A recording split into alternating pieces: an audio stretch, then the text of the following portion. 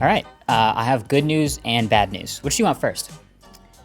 The good news, great, good call. It's still a Pixel. The bad news, it is still a Pixel.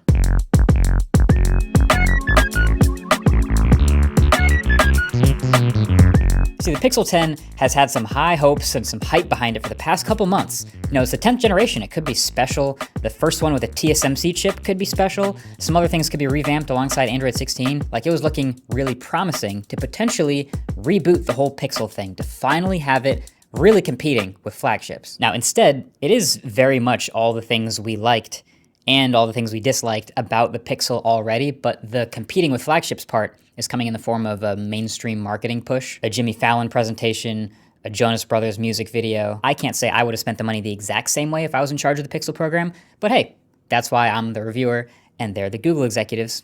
So, unlike the event, let's just focus on the phones. So this thing is very similar to last year in design, in materials, and in character. Like the camera visor, the glossy glass back with the satin aluminum sides, and vice versa on the Pro phones. Even as an enthusiast about this stuff, you could probably show me a Pixel 9, and unless I knew exactly which one was the new gray color, it could be easily mistaken for the new one. And to me, honestly, that's fine. I love this design. The camera bar is nice for holding the phone. It gathers some dust, sure, but you'll probably also have a case on your phone. Great clicky buttons, great haptics. All of these things are still true about the Pixel. The bad news, though, is that the things that the Pixels of the past have been lacking, this one is still lacking. Pixels have never had the biggest numbers or the most bleeding edge hardware. And these Pixel 10s are still Pixels, so they don't have super fast charging, they don't have a brand new massive silicon carbon battery, they don't have huge new camera sensors or record-breaking displays. My personal biggest annoyance with the Pixel 9 was the optical underscreen fingerprint reader was kind of slow. This Pixel 10 actually does have an ultrasonic fingerprint reader now, and it's faster than Pixel 9, but just a slight beat behind the other ultrasonic flagships now. But that counts as technically new. So hey, while we're at it, here's everything that's technically new with the Pixel 10s and my take on them. The main new thing is we get a full triple cameras on the base phone. And I'll get more into the quality of those cameras in a minute, so that is a nice inclusion. After that, it's a bunch of subtle things that sort of combine to make it feel a little more flagship-y, but without actually leapfrogging into ultra phone territory. So the fingerprint reader, like I said, is ultrasonic now and slightly faster, and the display that it's built into is a bit brighter too, so it looks better outdoors. The bezels didn't get thinner, but there's little grills now over the slightly better speakers at the bottom of the phone that are color matched to the metal now. Cool. And the physical SIM card tray is now completely gone. This phone in the US is eSIM only, which I don't like.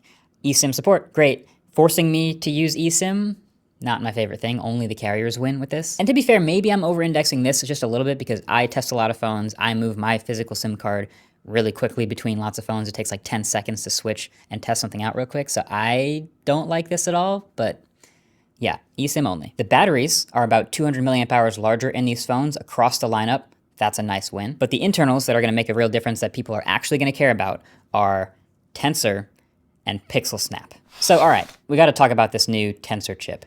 Google phones for years have used off-the-shelf chips from Qualcomm, which made sense. They were great. And then the Pixel 6 was the first one to use their in-house designed Tensor chip instead. And the promise of Tensor was never really clear, but the idea was to give Google much more control over these chips and for optimizing for exactly what they want to get out of a Pixel. The thing is, the first Tensor chip wasn't that good. Actually, it was so weak that it had people considering if they should have even left Qualcomm in the first place. But, you know, we got to let them cook for a little bit, right? Let them develop this idea.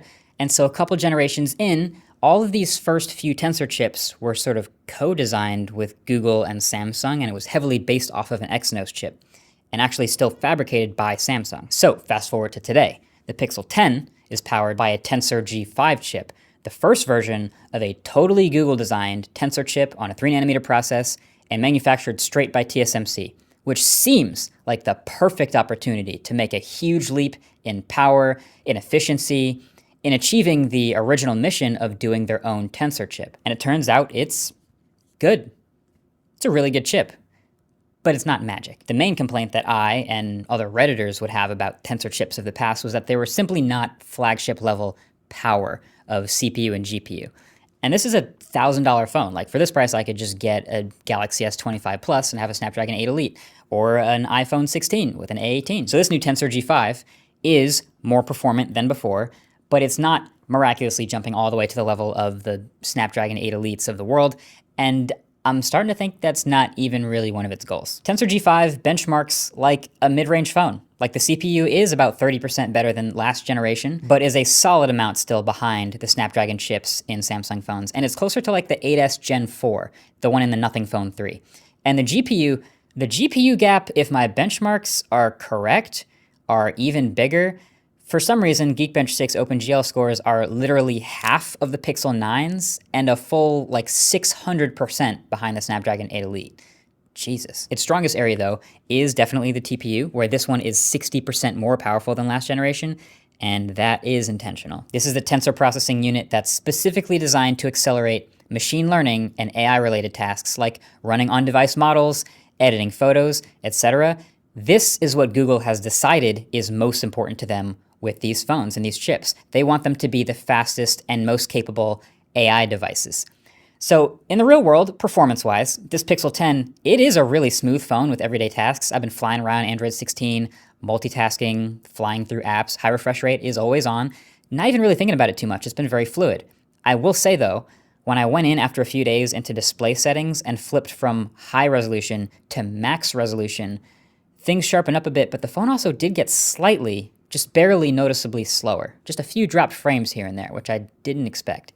And I would also not be shocked at all if you did head-to-head comparisons with graphically intense games and frame rate measurements of the Pixel 10 fall far behind the higher, more powerful GPU chips. It also lacks hardware-accelerated ray tracing. But that's just not the big strength of this phone.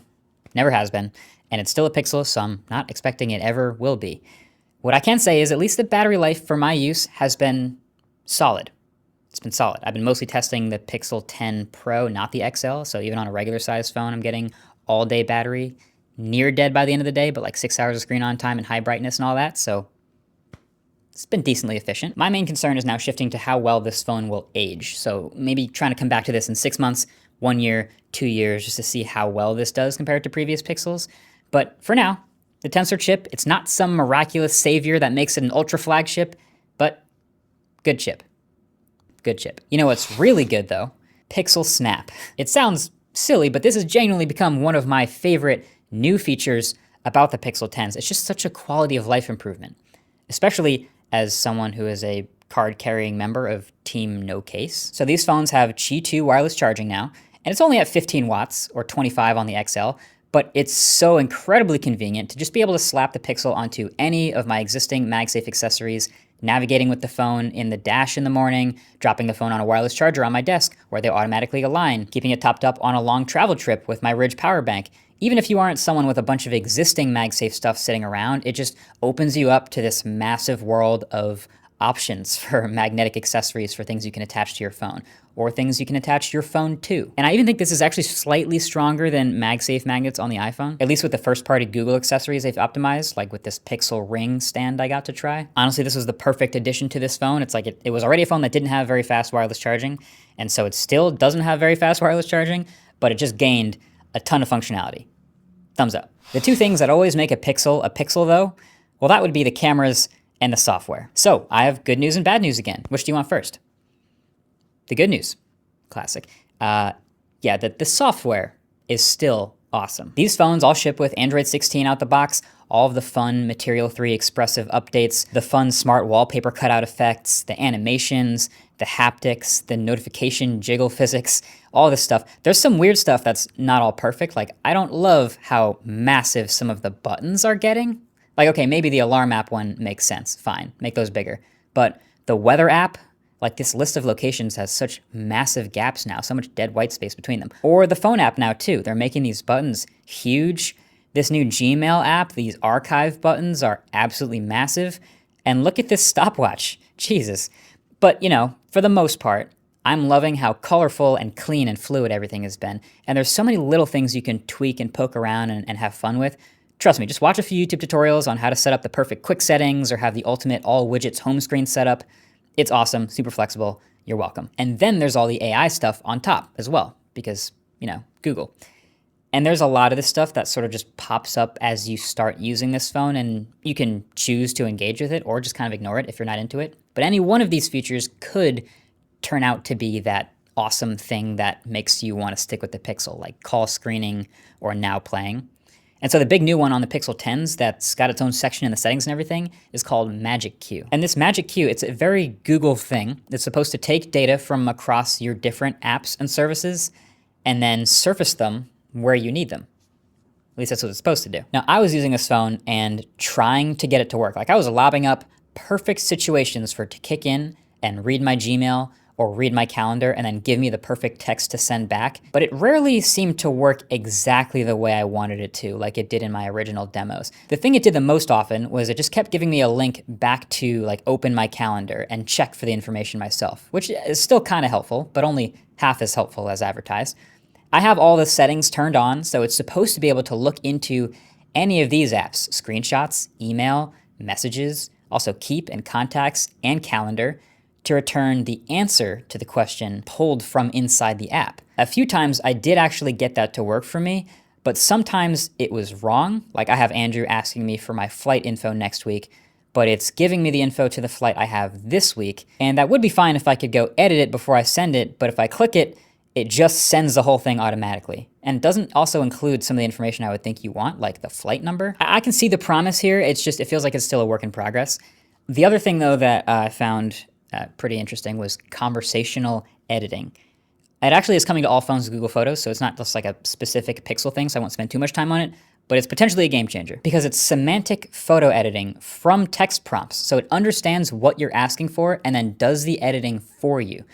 From simple stuff like, brighten up the faces, or remove the road sign, or even just make this picture better, which usually does like a nice crop and centers it around the subject and evens out the exposure.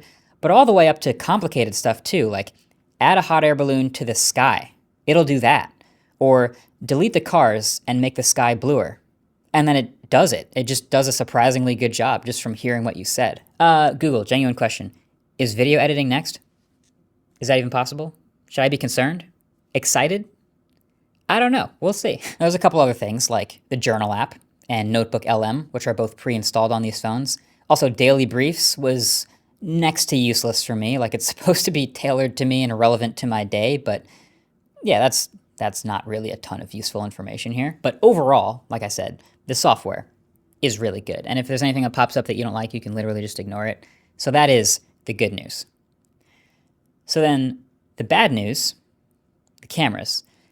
And this is where it kind of gets a little bit weird. It's not like they're bad cameras. But the bad news is that it does feel like the cameras are slipping a little bit. The Pixel has leaned heavily on elite software processing for years. They, surprise, never really had the biggest sensors or the best hardware, but they pioneered HDR+, and the Pixel camera always had this sort of confident, contrasty look to it. This generation of phones, it still has that look, but objectively speaking, like these cameras, they just don't stand out from the pack nearly as much anymore, and in some ways they're kind of falling behind a bit now. Triple cameras, like I said, are awesome to have on the base phone. So that 48 megapixel main camera, the ultra wide, and the telephoto is a 5x. And then the Pros have a bigger 50 megapixel main camera, a bigger, higher resolution ultra wide, and a bigger, higher resolution 5x telephoto as well. So regular wide shots from the Pixel 10 and 10 Pro, they look great. Sure, the sensor's a little smaller on the base phone, but they both do a great job with sharpness and dynamic range and lots of detail. And usually pretty great color too. They have that look. Night sight is still elite.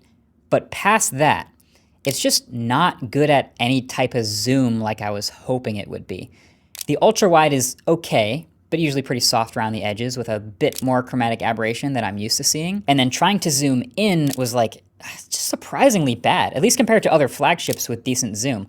Almost every photo I've taken, even on these Pros that's zoomed in, is just soft. Like colors would be fine and it's bright enough and it's not a terrible image. Mission still accomplished, I guess. But like this super res zoom feature on the Pros that kicks in for everything past 30x really feels like it encourages me to take a bunch of zoom photos because once I do, it'll run it through the processing and sharpen things up and resolve detail out of thin air with a little machine learning. But yeah, the results just weren't that great. I didn't even go all the way to 100x. All the pictures I'm taking are like 30 to 50x. And they kind of look like they have a cartoon filter over them, even compared to a pretty mediocre zoom like the iPhone 16 Pro.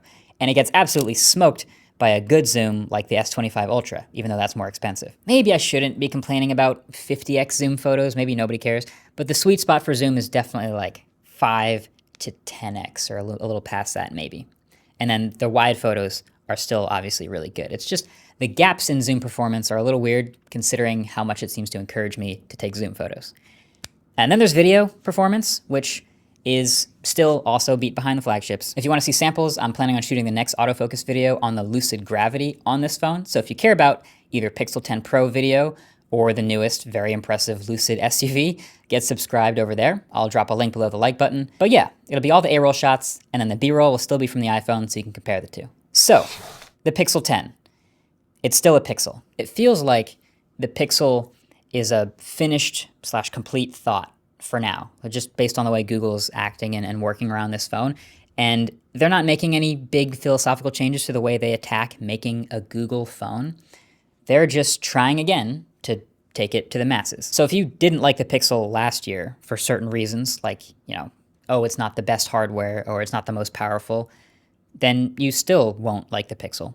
But if you loved the Pixel of previous years, because, oh, it's this cool design that you like, or it's got great stills, or awesome software, then you'll love this Pixel too. Google's path of trying to bring the Pixel to the masses is definitely challenging. Maybe they really believe in Jimmy Fallon and the other celebrity endorsements that will be their savior and finally make it happen. Me personally, I think the other half of their strategy of like directly addressing the masses that are on iPhones here and giving them reasons to switch with like Pixel Snap and other directly competitive parallel features, I think that is far more interesting. And I did just make an entire video about this, so I'll link this below if you haven't seen that yet. But the Pixel still being a Pixel, to me, is mostly good news. I really like the Pixel. I'm probably gonna switch to this Moonstone Pixel 10 Pro as my main daily driver phone. And then I'm probably gonna switch off of it to something with more tempting, interesting hardware features. And then I'll probably switch back when I get bored with the other weird software experiences and I want this feeling again. And then I'll probably switch off of it again when it starts aging poorly. I don't really know. The Pixel is right where it's always been. But it's not where it's always been.